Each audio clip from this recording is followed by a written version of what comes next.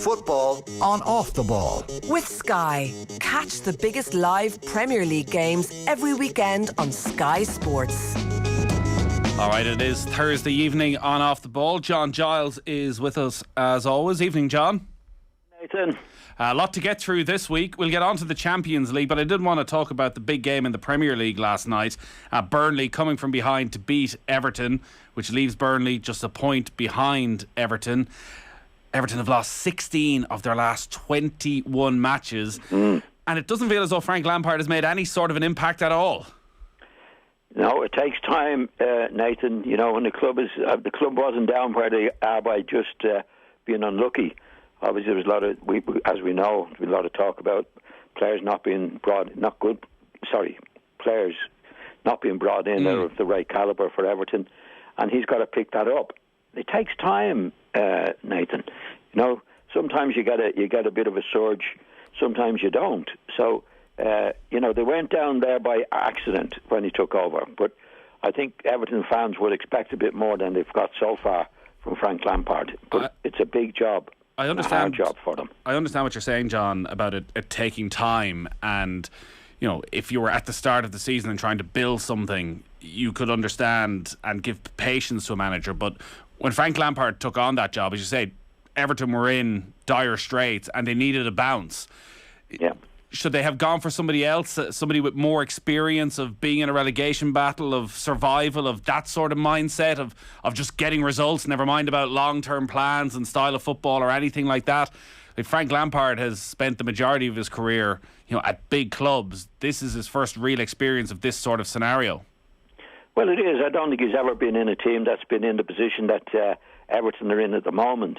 But there's only so much you can do, Nathan. You know, it does take time when you come into any new club, especially when they're in the position that Everton are in, because they're not there by accident. And there's some lads there that shouldn't be there. He's got to sort out, well, who are they? Who are the good lads? Does he have time to get new players in? And John, is that something that a more experienced manager would learn and be able to do quicker than Frank Lampard?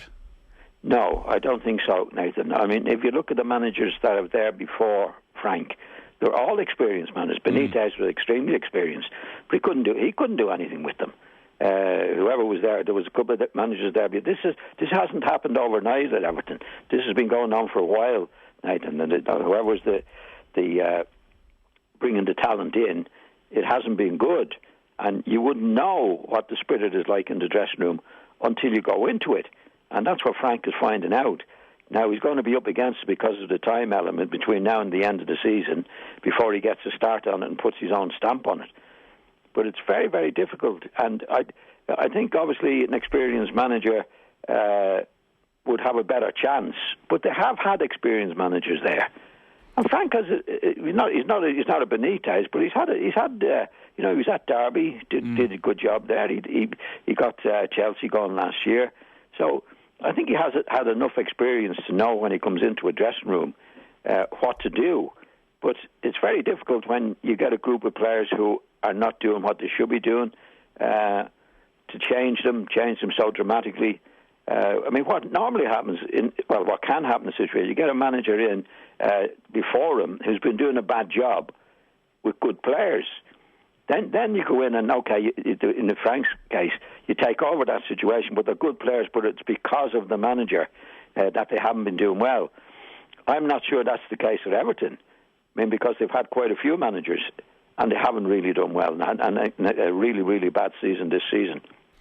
It's a huge win for Burnley and maybe gives them a bit of momentum to really put the pressure on Everton and to get out of the relegation zone. Sean Dyche, I don't know if you saw his comments after the match, but they were fascinating about the turnaround at half-time when Burnley trailed by 2-1. He said, I've been down there, I know what it's like, and every season there have been tough patches for us. It's hard to explain, but sometimes you sense that a team might have lost that know-how to win a game. I said to them at half-time, I'm not sure these know how to win a game, away from home particularly. I told them we've got to play on that mentality. We do it by playing forward with better quality, be more aggressive in our play. What did you make of those comments? Well, they're fair comments, but, you know, I think when any manager talks like that, I mean, what the opposing manager say. Well, why are you down here that much? You know, why are you so low in the league? I think you better say nothing, Nathan, in that situation. Except maybe, well, we had a good second half. We kept at it. We got a good win. But that's obviously what he's saying. Obviously critical of Everton. And I always believed when as a player and a manager, never criticise the opposition. You know, every dog has his day, and you know, the next time they play, Everton might beat them 3 or 4-0, and then you could say, well, what did you think of that one? I don't think it's right. I mean, what you could say is a really good win for us. We're happy with that. We hope we get out of trouble, and that'll be it. You know, like once you start, I'd never ever criticise the opposition, because every dog has his day, and the next time you play them, they could get beaten 5-0. And that's it. And Sean Dyche is in a position. I think he's done a great job. He'd be managing in the running for manager of the year for quite a few years, and what he's done at Burnley. But I think it's better just say, no, we had a good win, good day. That's us. I never ever believed in talking about the opposition at all. It was surprising that he said that publicly when there is still so much of the season to go.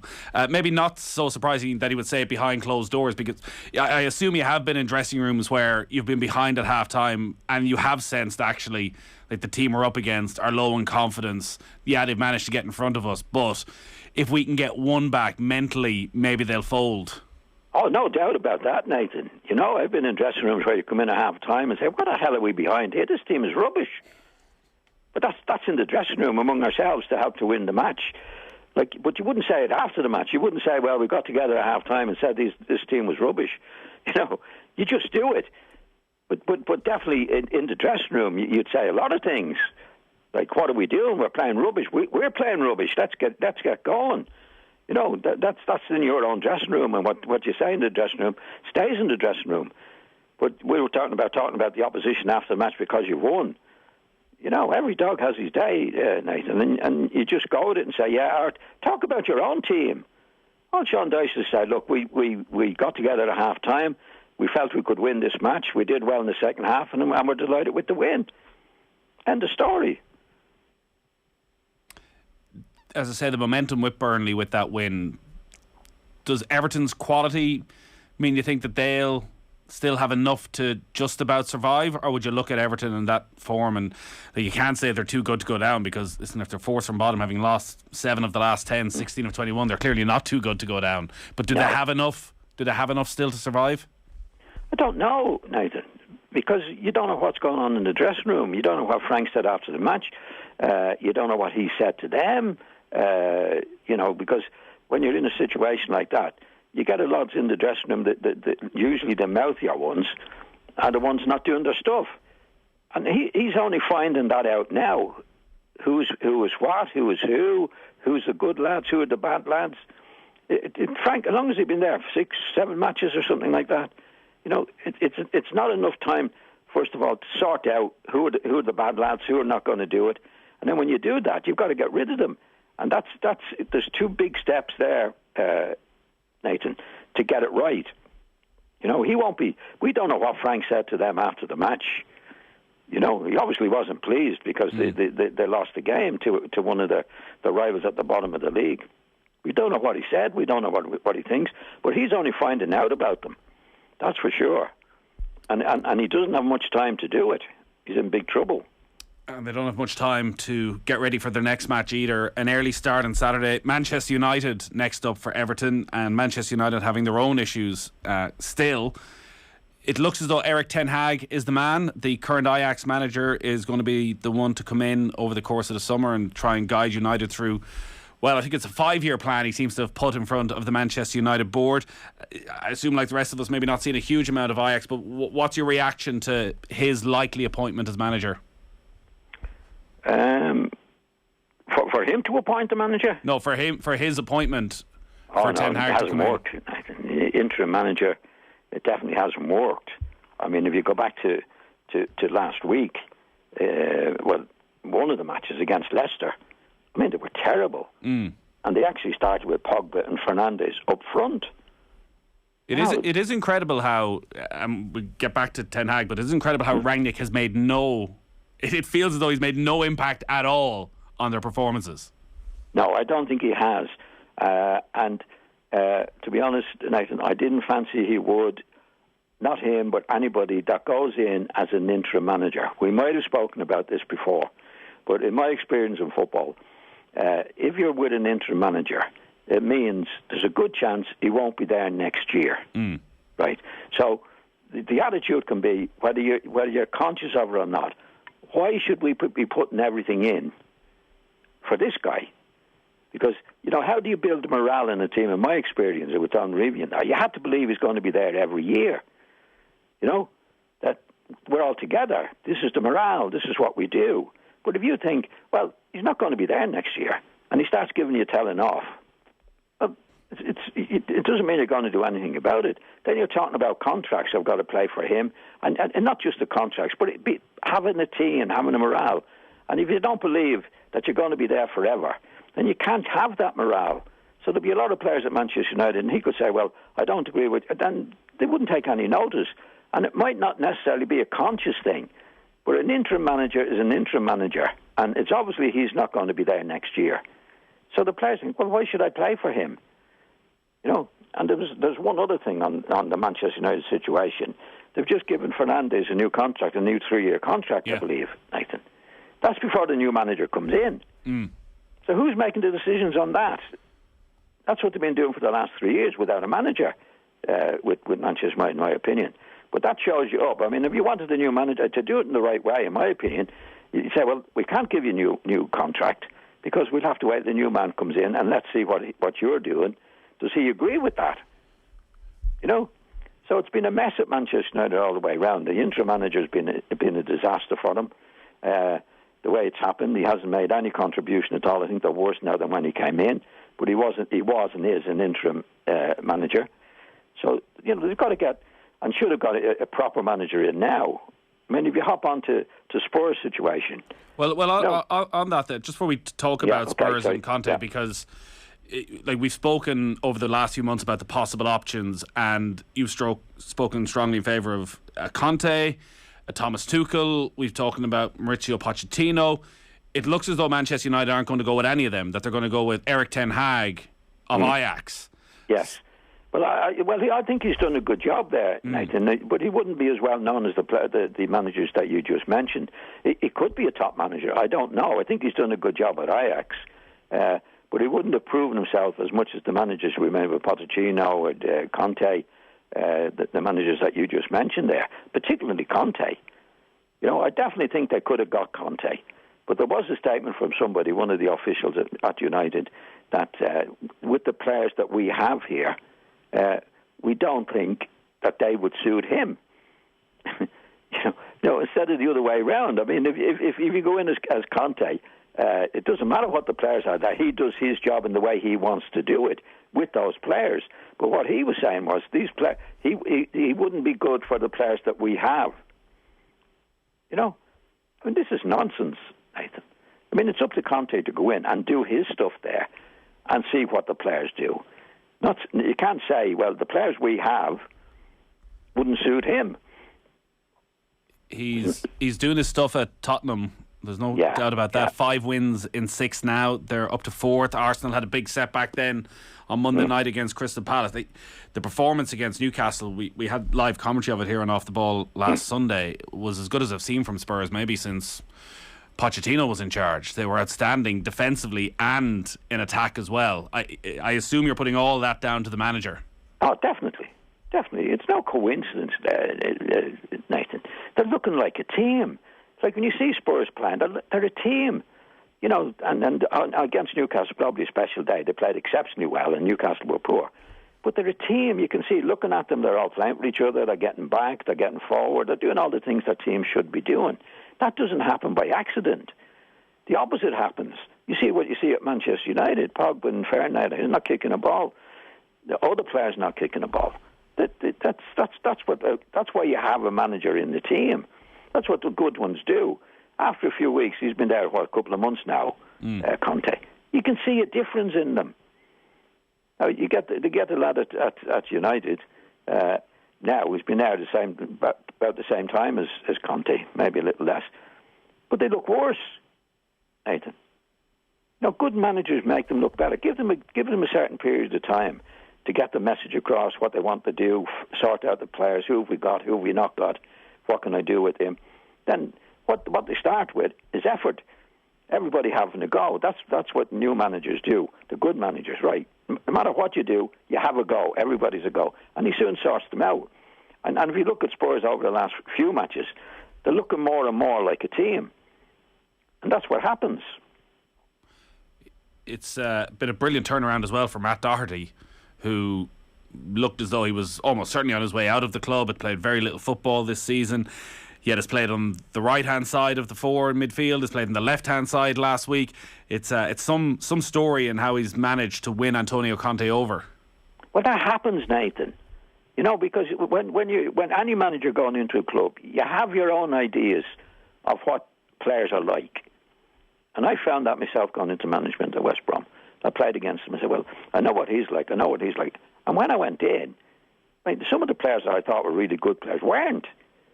And some of the players I thought were no good were good. You have to see them play. And Doherty's a good player. And he's recognised that and put him in the team, and he's doing well. That happens. Because you're going into the club, you don't know. You have an impression of... It's like Frank Lampard going into Everton. He has an impression of what the players are like. But he has to see them play. And unfortunately, some of the players I think that he thought were good are not so good. And in Conte's case, it's the same. Like, as I say, we didn't pick Doherty at all early on. But he's come to realise when he's given him a chance, this guy is better than I thought he was. That's why you need the time at the club, Nathan, to sort out those particular players. Might look at the Champions League then over the last couple of nights, and Chelsea. Jeez, it's been a tough week for Chelsea and for Thomas Tuchel, taken apart by Brentford in the Premier League at the weekend. And then last night it was the Karim Benzema show against Real Madrid. Anything obvious as to what's gone wrong with Chelsea in these two games? Well, I think you'd have to bring the war situation into it, Nathan. You know, the club's in bits, the owners, they're selling, or they're trying to get a new owner in. Looking at it from the outside, I would think it shouldn't really affect the team and the team manager. But I think it does. Brentford beat them easily the other day.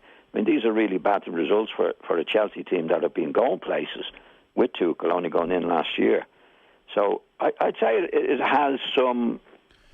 Well, I guess it's only natural as well, because nobody quite knows what is going to happen next with Chelsea, and there was the initial shock of the various implications and not being able to sell more tickets, and they've worked ways around a lot of them, but I'm sure a lot of those players have long-term contracts and have plans for the future that are very much up in the air at the moment, and that's any little change like that is going to have a big impact on their life on the pitch as well.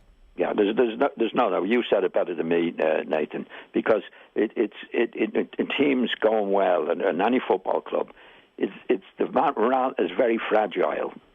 You know, and you would think from the outside that what's happening in this war situation, it wouldn't matter, but it does, and I think it has and is having an effect on Chelsea and the players and the manager. Do they have a problem with the personnel as well, though, as we get towards the end of the season, in that they spent an enormous amount of money to bring Romelu Lukaku to the club? We know the issues that were there over the Christmas and the interview, and he didn't seem happy with the system and all the fallout.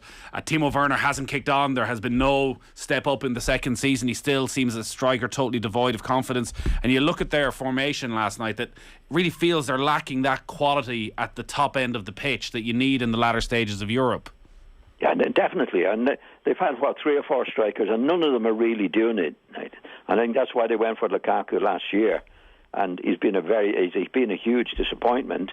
I did read one of the papers this morning where it said that Tuchel wasn't really convinced about him before they got him, which is not a good sign. You know, like you have to be in and say, well, this is my man, this is what I want to do.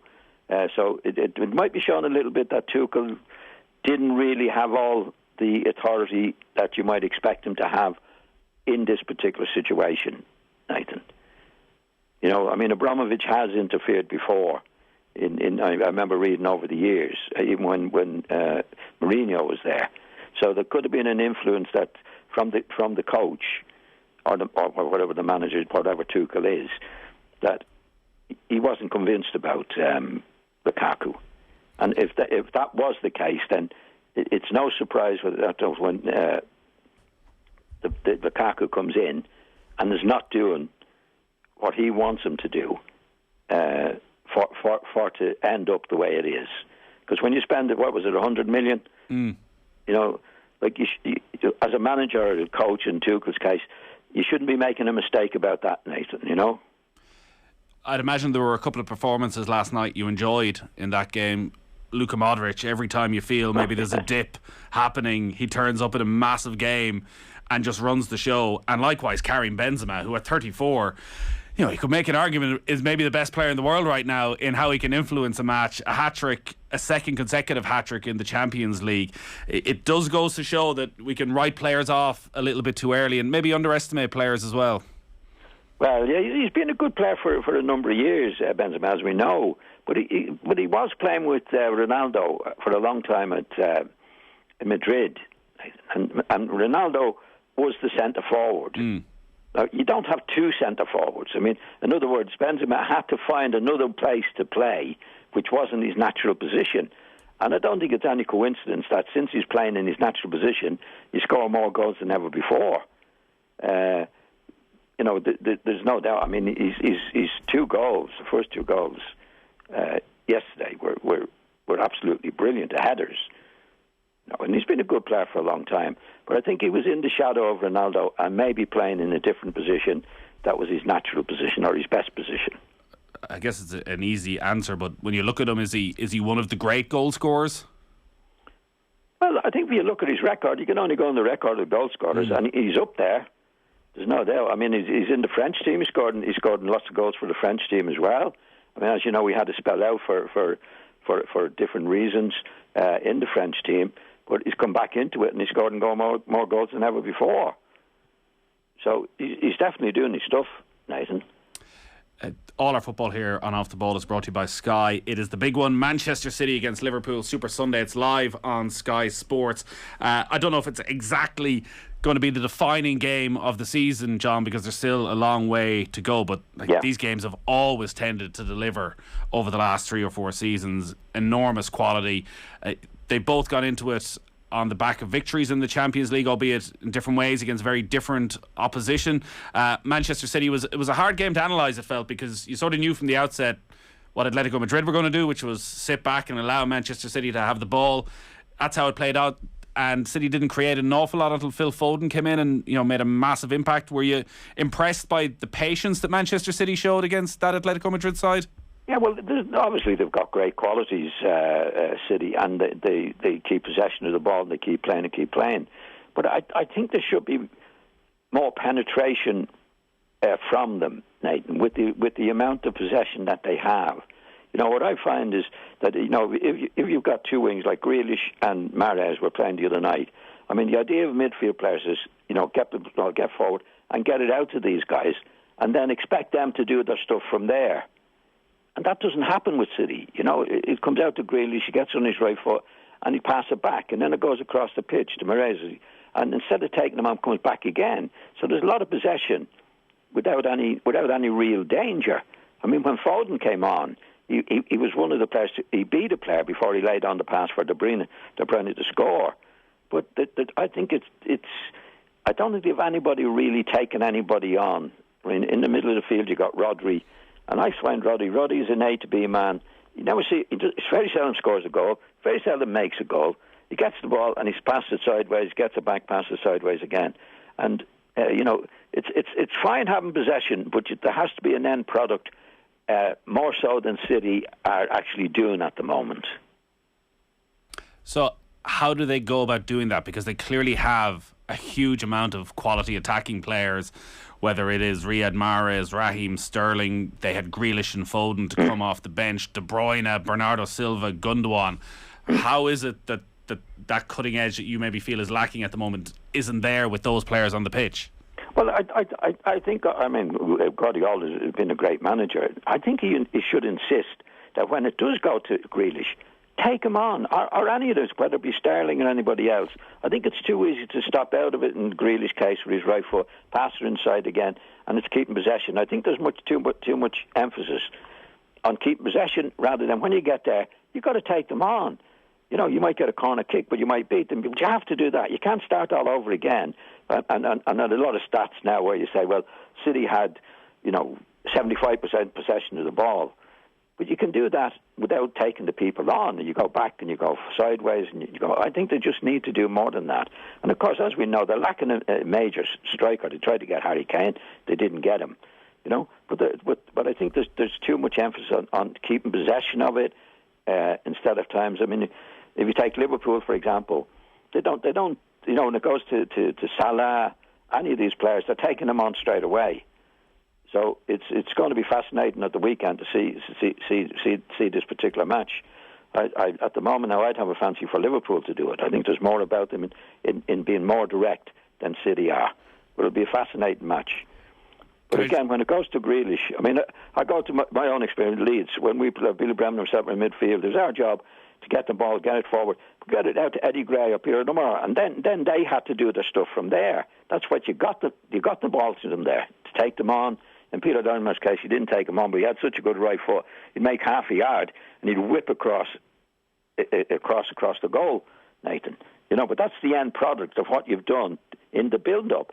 I mean, if you give it to Peter Lorimer and he comes back out and gives it to Billy Bremner and Billy gives it to me and it goes to Eddie Gray and then back again, you're not really making any progress in doing that. You have to have the people who are wide to be taking people on. And that hasn't been happening with City until Foden came on the other night. Well, is Foden the exception then? Because you think back to that game earlier this season at Anfield between Liverpool and City, and Foden was just exceptional and always seems to be the man for City in the biggest matches who can inject that bit of pace or the turn at the right time or the perfect pass at the right time. And we saw him do that again. The superlatives are all out there for Foden. Even this week, some of the post-match conversation saying he could go on and become the greatest English player of all time. Is he at that level? Is there that much potential in Phil Foden? I think the potential is there, Nathan. Definitely, he can beat players like he did in a very, very close quarter the other day to lay the ball on for De Bruyne. And that was a brilliant thing to do. He took it, made the space, and he can do that, and he can score goals himself. So he has the potential. So we just have to wait and see, because you never know what young players, Nathan. They can go straight. Anything can happen. I've seen it happen so many times in my life. Players that were brilliant players, and then you'd say after a few years they haven't really done it. He's got to look after himself. He's got to be the pro that he should be, and he definitely has all the equipment to be a really, really, really top class player. What about Liverpool then? Before we wrap up, Mo Salah, some questions about his form, maybe his fitness as well, with the sheer amount of football that he has played this season, both for club and for country. It did feel that he, on Tuesday night, was a little bit off his control, was sloppy at times, obviously missed a couple of big opportunities as well. Would you have any questions going into Sunday of his place in the team, or where he is form-wise in such a crucial part of the season? Well, it's only the last two matches, Nathan, that he hasn't played as well as he can play. And he's been at, the World Cup or whatever he was abroad. And all the travelling, it's too many matches for him. I think it's just tiredness. They're only human beings, footballers, as we know. And to be travelling around the world and playing a match and then coming back and they expect to do it again. And they're playing football at any level, but particularly at the level that he's playing at. It's not easy, Nathan. You don't just turn up there. You have to be free. You have to be fresh. You have to be ready. And I think some of the players, most of them, particularly Salah now, recently, have been playing far too many matches.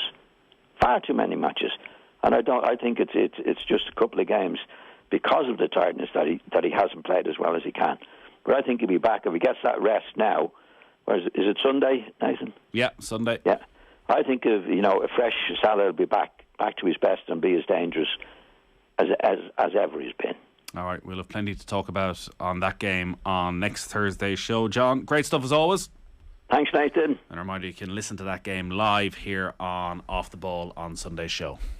Football on Off the Ball. With Sky. Get more of the sports you love on Sports Extra with BT Sport and Premier Sports.